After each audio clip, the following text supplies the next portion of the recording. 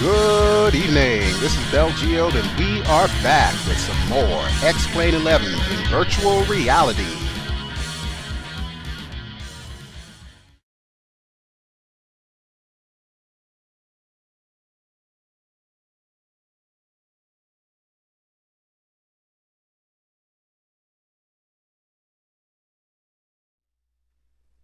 Howdy, folks, and we are back here in X-Plane 11, and tonight we are taking a look at the awesome Nimbus Simulations UH-1 Huey. First off, this video is a long time coming. Unfortunately, I got waylaid by real life, went to Seattle in the process, and so on and so forth. You already know the history of the channel. You know what I've been doing. But tonight, I'm finally going to have an official flight in the Huey. If you caught the little startup video that I did, you already know how the procedure is going to go. But I actually want to touch on, first of all, some of the pop-ups that you will get with this Huey prior to us actually going through the startup and doing our flight for tonight. Okay, so first things first, these pop-ups can be found in the lower left corner of your monitor. Bear in mind, if you are in VR, you cannot see these pop-ups. They do not pop up in VR. They will only appear on your monitor. And since I am in VR, I kind of pushed everything to the center of the screen so you can see it. So starting from the top and working our way down, the first button is for the checklist. And as you can see, what Nimbus has done is basically taken the actual checklist of a UH-1 Huey and incorporated that into the sim. So if you like to do things by the books, this will be how you do it. But remember, in VR, you cannot see this, so you will have to wait for something like X Checklist with the audio-based checklist. I call it Bitch and Betty. Alright, so that is a checklist. The second item up is going to be the maintenance window. And the maintenance window is a really cool addition that adds persistence to your Huey. If you uncheck the box in the lower left corner that says always like new, then those numbers will start going down and parts will need servicing over time. So it's a really great way if you plan on flying this Huey a lot to get some wear and tear, and then of course be responsible for repairing it after each flight. Really cool addition there. Now the third item down the list is going to be something that DCS users will be very familiar with. This is the controls window, and what it does basically in a nutshell is show you exactly where your cyclic and your collective and your pedals are as you move them throughout the sim. So that's pretty handy if you're just starting out to kind of get a feel for how to fly the thing. Eventually, you probably won't even need it. Now the next window is a really cool addition. This is the co-pilot window, and basically think of it as your autopilot. So let's say you want to fly straight and level, or let's say you want to orbit an area so you can use the miniguns. Well, this is where that window comes into play. You actually just click a button and you'll hand over controls. It'll keep everything stable for you so that you can get on the guns and fire. And actually I think they're more M60s rather than miniguns. Alright, the next and more important window is going to be the weight and balance window. Now every red square that you see represents a person sitting there, and as you can see at the bottom, you can apply visibility inside and outside for both the pilots and the passengers. What I've done, however, is I've taken the pilot out of the seat so that way I can actually sit there and I don't have like a model in my way. You can also put the fuel and everything in using the weights and balances. And then finally, the doors and accessories, pretty straightforward stuff. This is how you open and close your doors without actually physically touching the doors. You can also add and remove the guns. So if you look really closely, you'll actually see the little guns there, and you can take them off and put them on with that window. Okay, so that is all 5 pop-ups. Get to know them, get to use them, and you will find that they will increase your enjoyment of this helicopter. Alright, so now that we have a better understanding of the Huey and the pop-ups that it comes with, I say now's a great time to go ahead and get this bird started up. So, one of the first things that I like to do is I like to get my lights on. So we'll have our collision lights and we'll have our position lights on. We'll just check everything's in the right position. AC phase, generators on, essential bus, and we'll hit the power switch. Everything is on. Got our master caution, our low RPM, and we've got our caution and warning lights panel.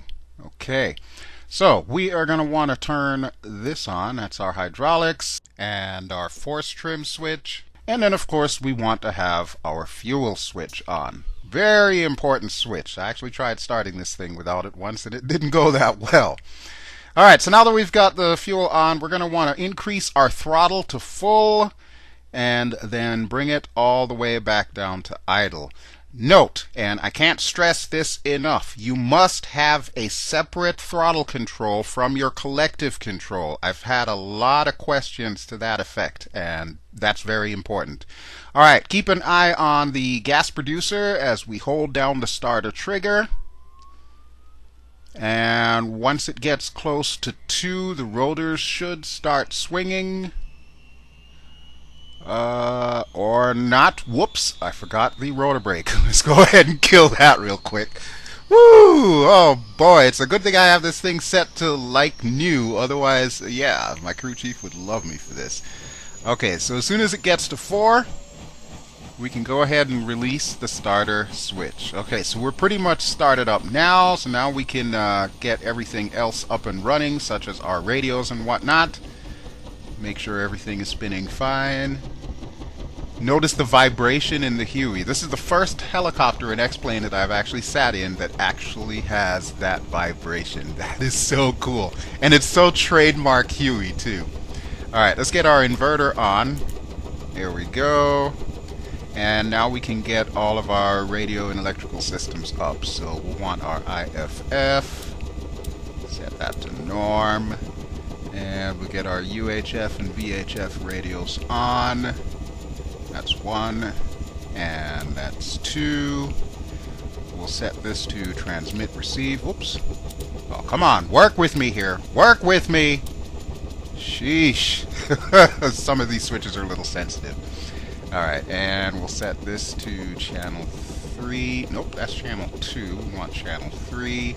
Just in case we need to contact like ATC or something. We'll turn our FM radio to transmit receive, and we'll get our ADF up and running. Okay, I do believe that is everything. So, we're pretty much set to go here. Hold on. My HSI and my compass are not lined up, so let's see if we can switch that around here. Really should be doing this once we're at full powers because, you know, it tends to vibrate a lot. Altimeter looks fine. Alright, let's go ahead and get our throttle up to full, and I would ask you to cast your attention to the RPMs. We're trying to get it into the green zone. Zoom in there for you just a touch. There we go. Alright. Low RPM warning light is out, and we are in the proper zone. Perfect. Quick check with the pedals here. Make sure we've got some tail rotor authority, which we do. And it looks like I am still messed up on the HSI, so we'll fix that really quick. We want to set that to 280. Perfect. Right about there. Okay. Altimeter's already set, 30.03, so we're good to go there. The only other thing that I may want to do is turn our master arm switch to safe mode. Whoops, that would be armed. We want it in safe mode, which is the middle position there. Another really sensitive switch. And we'll put the gun selector switch to all, so that way we'll be able to use both the left and the right M60s. And last but not least, we want our standby generator on. There we go. And we'll just switch our position lights to flash as we get ready to take off, and we'll get our landing lights on. So right now they're retracted. We want to extend them, and we'll flip the switch for them to come on. Alright. Believe it or not, folks, we are ready. So here we are at a little fire base, a fictional fire base that I made in Papua, and we're going to be visiting a few other fire bases on our little journey. But first, let's go ahead and take off.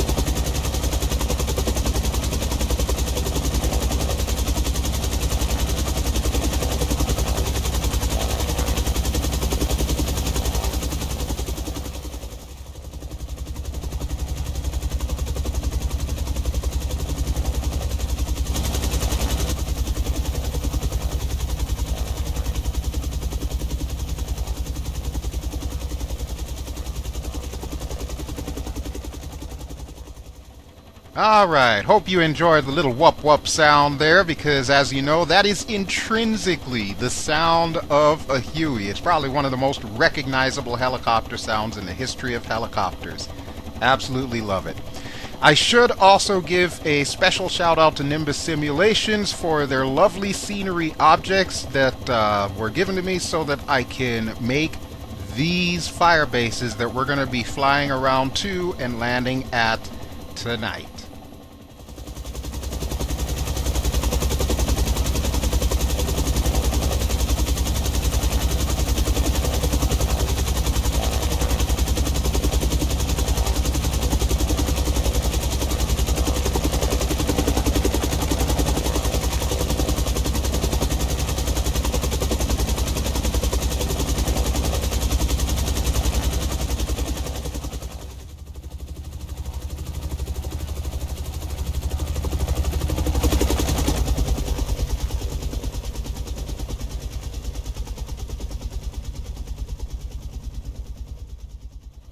You might want to think about these little scenery objects in my fire bases as kind of a teaser of sorts, because I do have it on very good authority that Nimbus Simulations does plan on eventually also adding a scenery package well befitting a Huey of this caliber.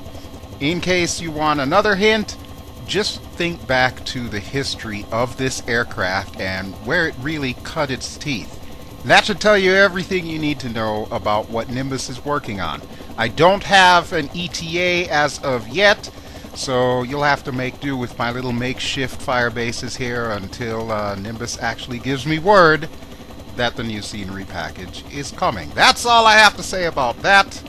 Let's just make sure that everything's looking kosher here as we come into our first fire base on the river.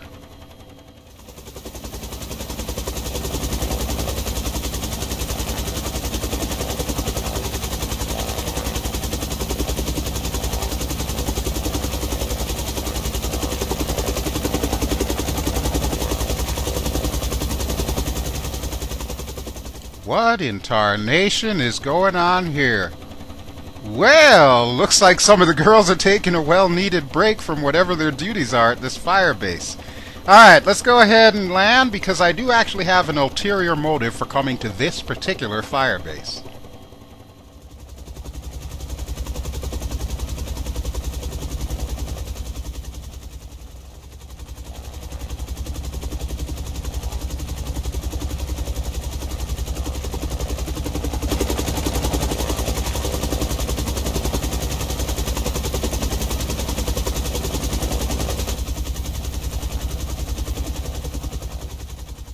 And you may be wondering why I choose to call these all fire bases instead of like air bases, which they obviously are. I just find fire base a cooler term. I don't mean it in a more technical aspect. But I will say this, however, this is only for the benefit of this video. You will not find these fire bases available for download, so sorry.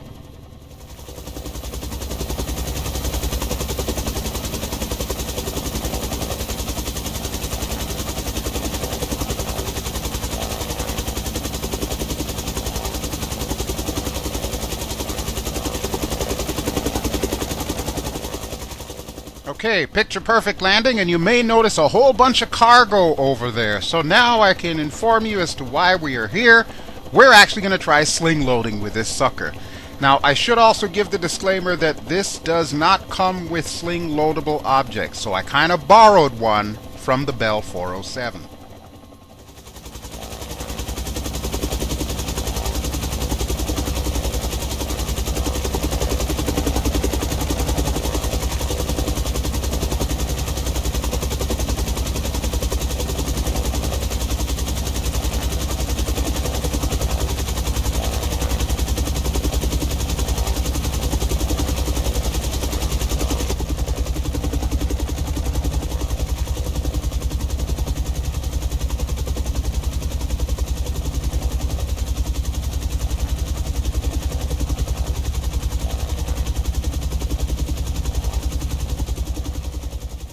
Okay, well, the bad news is DCS, this is not. However, the good news is it looks like we were still able to pull it off with some degree of efficacy. Now I am going to need to watch my exhaust gas temperature like a hawk, because I really do not want to put that into the yellow or the red, otherwise I could blow up this engine, and well, that'll end our sling loading flight really quick, won't it? But with that having been said, we do have 500 pounds worth of cargo on the bottom, and we are going to be taking it over to that hill where I have secretly placed another fire base. In fact, let me show it to you on the map here. Let me just pull this down here. Alright, we'll zoom in. I've already done this flight before, so you should already see a flight path. We're going to go here, appropriately named the WTFB, which doesn't stand for what you might be thinking.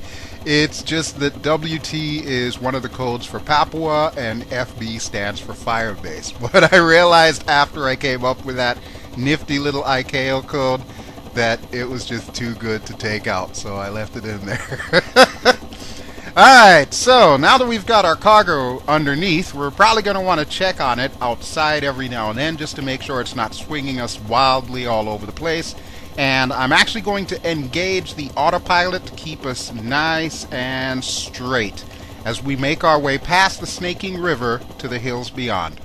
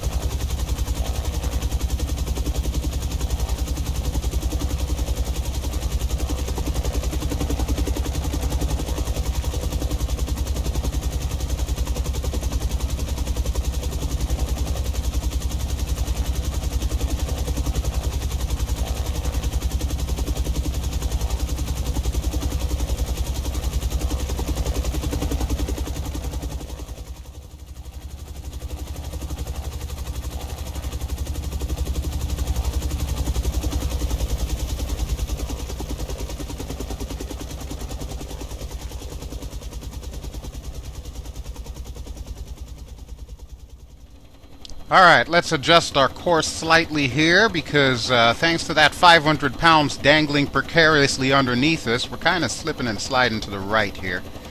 Whew, good thing I got that autopilot to help keep me straight and level, because if I was just relying on myself on the cyclic and collective, yeah, we probably would have ended up in the river quite some time ago. But we're still flying, we're still cool. And I will tell you that that is a lesson in weights and balances for you. Alright, we're going to hop in the back here so we can take a quick look at our cargo. I can barely see it. I'm going to have to get out of my seat here. Okay, yeah, it doesn't look like it's swinging too badly. But yeah, as I started to say, weights and balances are going to be extremely important with this helicopter. And you can see why Nimbus actually gave you a window to control all of that. So really, you're going to have to watch your loadout. You're going to have to watch the amount of fuel that you're taking with. You're going to have to watch the number of people that you have, whether or not you have guns, and of course, whether or not you're doing sling loading. And you need to plan accordingly.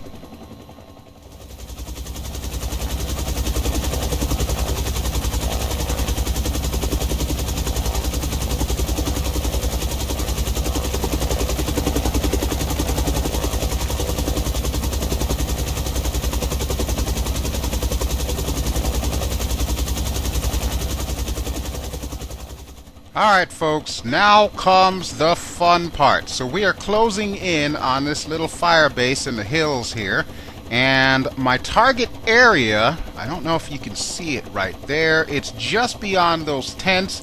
There are two little helipads. One is currently occupied by a Huey.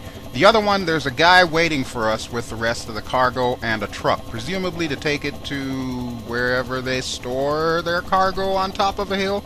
I don't know. I don't know how we even got the truck up there, but hey, we're just here to do a job, and that's what we're going to do. So, let's begin our approach.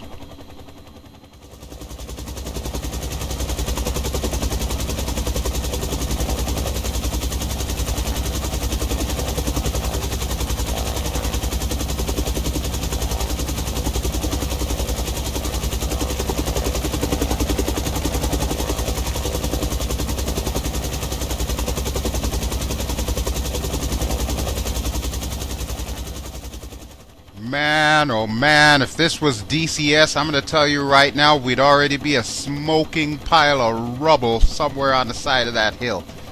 But I'm hoping, because it's X-Plane, that we might be able to pull this off.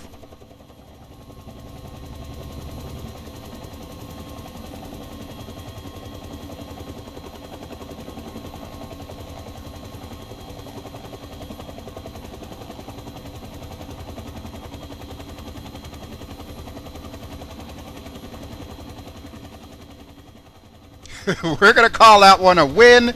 Alright, he has unhooked the cargo, and we're going to land here for a second, mainly to calm my nerves. It's a shame I can't drink while I'm flying here, because I could sure use a nice shot of whiskey after that debacle there. Woo!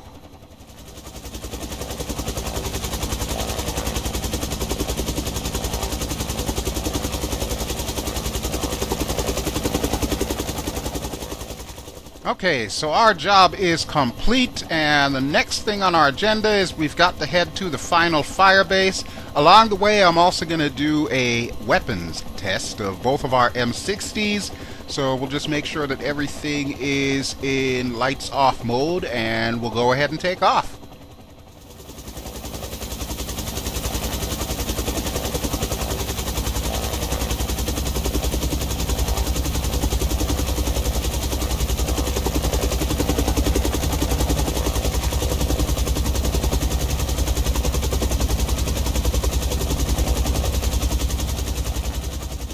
Alright, so we will say goodbye to our little cargo guy, and we're going to get the heck off this hill before the winds pick up any further than they already have. It's bad enough that the winds are blowing out of the north, and we had to kind of come in catty corner at an angle and everything. Ugh, just craziness. Thankfully, where we're going is at least on flatlands.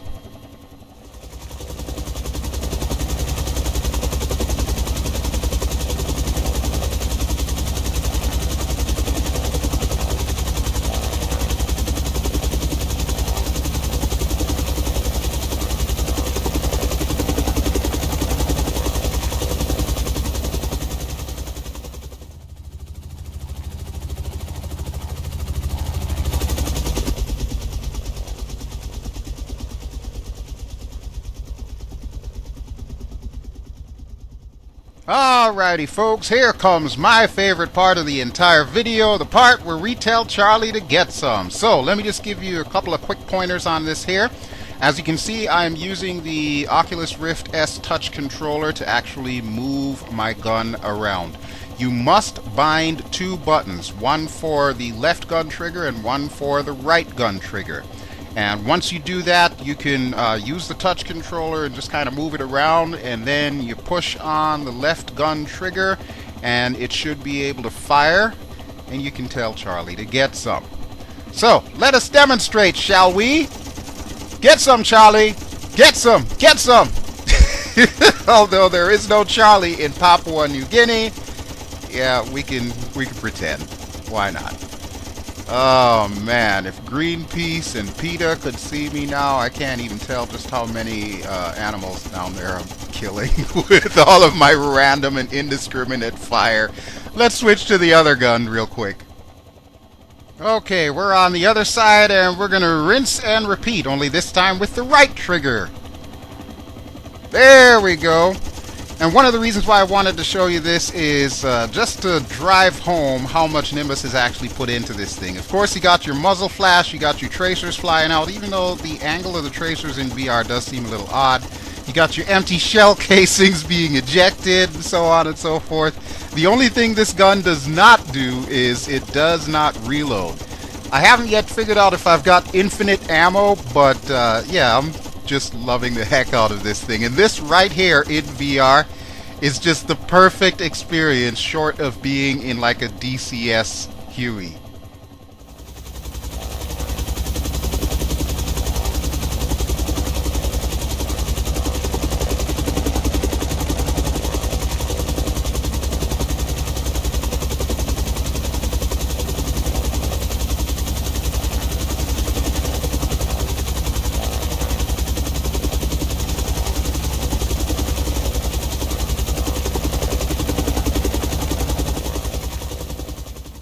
I don't know about you folks, but I would say we have had enough of the treetop shenanigans. We're going to bring it down in the weeds with my hair on fire.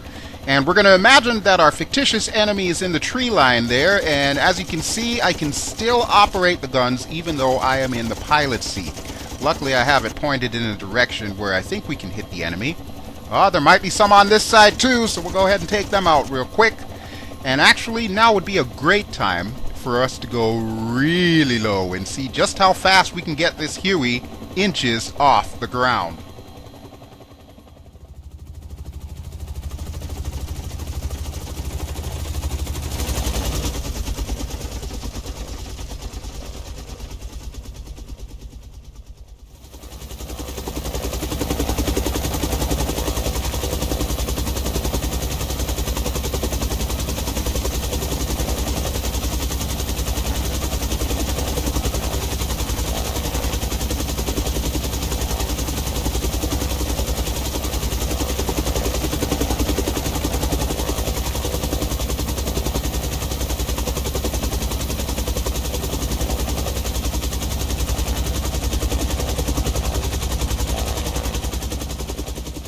Alrighty folks, that's enough tomfoolery for me. This is my exit right here. This little clearing just by the sandbar on this river signifies the beginning of our final firebase and our final destination here in Papua New Guinea. So we'll just get our lights back on and we'll start slowing down considerably, and I'm going to give you a quick tour of the base before we land.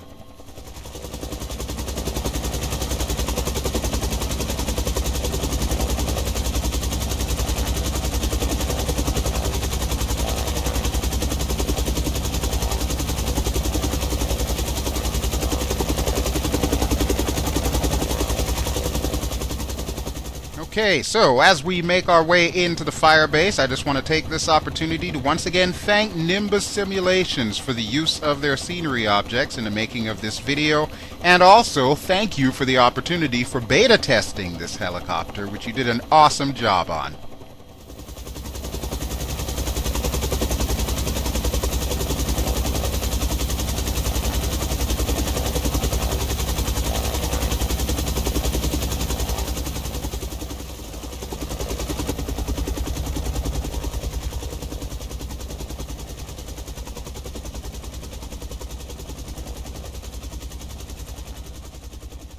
Now, I am by no means a scenery designer. I'm just a guy who likes to play around in WWII.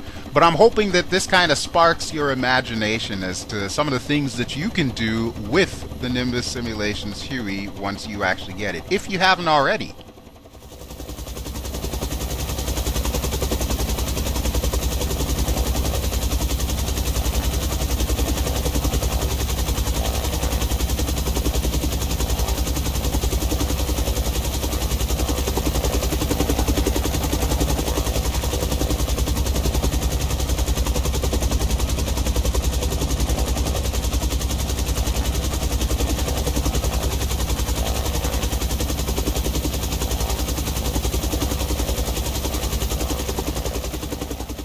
And I hope you don't mind us coming back here to Papua New Guinea. It's actually been a long time since I've stepped foot on this particular island, and I really wanted any excuse to be able to come back here. I do eventually intend to continue the tour that I was doing, because there's still a whole bunch of airports that I never actually managed to show you yet in the whole Suzy Air package, which I still highly recommend. But as far as our little Huey flight goes, maybe I should concentrate on landing here before I finish that thought. You know what? That's good enough for government work.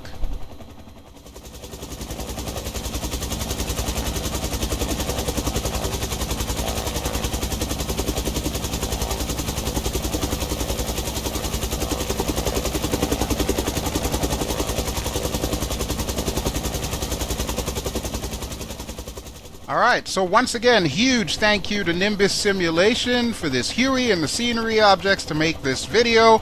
Special thanks to Khamsin Studios, your World War II scenery, which I have shown several times. Those scenery objects kind of came in handy as well. Alright, but that will just about do it. So just to remind you, this has been the Nimbus Simulations UH-1 Huey, the venerable Huey. If you haven't gotten this thing yet, and you're a helicopter flyer in X-Plane, you owe it to yourself to get this thing. But that'll do it for me. Thanks as always for watching. This has been BelGeode. I have been flying in X-Plane 11. And if you enjoy what you've seen, please feel free to give me a like. And don't forget to subscribe if you haven't. And I'll catch you on the next one. Ciao!